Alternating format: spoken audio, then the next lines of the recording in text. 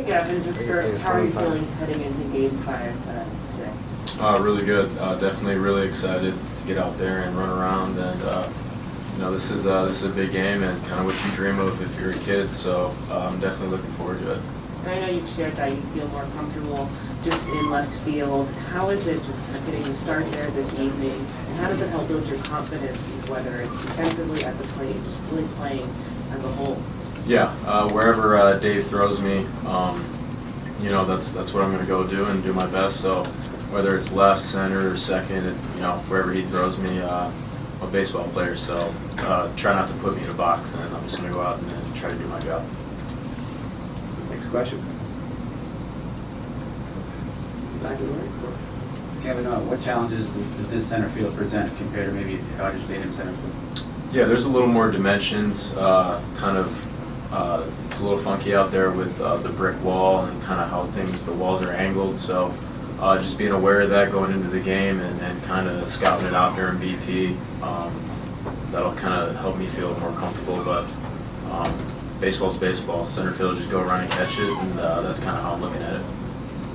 Straight back, David. Kevin, how excited are you to be part of a Game 5 between these two teams?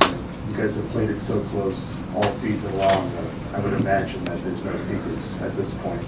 Yeah, like you said, we've played each other so much, so they're really good. We know that this has been a really fun series to be a part of, and yeah, it's coming down to the wire. I think this is what everybody wants, and it's going to be a lot of fun tonight.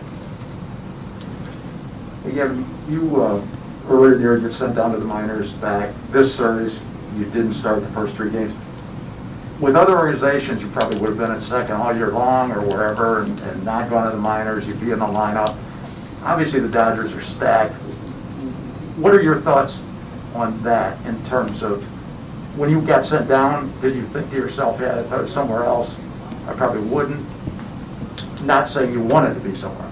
Right, yeah, I mean, it's pretty easy to look around the league and say, like, oh yeah, maybe on this team I wouldn't have gotten sent down, obviously, but, there's a lot of really good people here to learn from, a lot of really good players to learn from, and guys who have been around, and a lot of superstars, future Hall of Famers, so for me, it's looking at it as a blessing as opposed to the other way around, and, I'm still early in my career, so I'm just being a sponge and trying to soak up as much as I can from these guys. So we'll take one in the front and back. Thank you. What's your take on the fact that one team is going to go home today with 109 wins and teams with lesser amount of wins are already in the playoff? Yeah, I mean, that's just the way the baseball playoffs are set up, and next year it might be different, but it is what it is, and we got to accept the fact that these are probably 2 of the best teams in baseball going at it, and somebody's got to go home, like you said, so it is what it is, and that's how it is. Laura? Yeah, I mean, you were just talking about the vets on this team, the superstars, the MVPs. What's the most valuable piece of advice you received from one of those guys, or any of those guys? Yeah, going into the playoffs in 2019, JT pulled me aside, and Chase was in there too, Utley, and he was just like, every time you step up in the box, try to have that feeling that you're 4 for 4. That's like the best feeling you can have if you're going up there 4 for 4. There's no pressure. You feel good, so that's kind of the best take of advice I've gotten from anybody, I think, going into the playoffs. Far back on your left. Gavin, your reaction after Game 3 when you thought you hit a home run, and it seems like people are going to say, oh, you're having all new memes with you. Have you gotten any teasing from your teammates about that, or received any negative reaction from that? From my teammates, no, but obviously, scrolling through Twitter, there's a lot of memes going around, and I feel like everybody makes a meme of me anyways, as it is, because all the facial reactions I have, but that's just how I am. I'm kind of a goof on the bench a little bit, and so obviously, yeah, I saw the stuff on Twitter, but nothing from those guys, I don't think. Down in front here, Mike.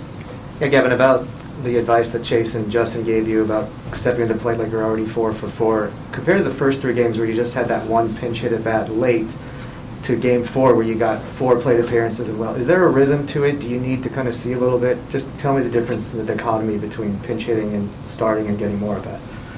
Yeah, I just haven't had too many pinch hit opportunities where, you're kind of sitting around, you try to stay warm the entire game, you might pick up a bat in the 4th or 5th inning, start moving around, so it's just a little bit different of what I'm used to as far as routine-wise, where if I'm starting, you know you're going to kind of have 2 or 3 at-bats, and the way you navigate through those at-bats, it definitely changes as opposed to where you get one at-bat, you know, you don't really know what you're going to get, and I think you can kind of feel out what they're trying to do more to you as far as trying to get you out if you have multiple at-bats, so it's just a little more comfortable. Thanks.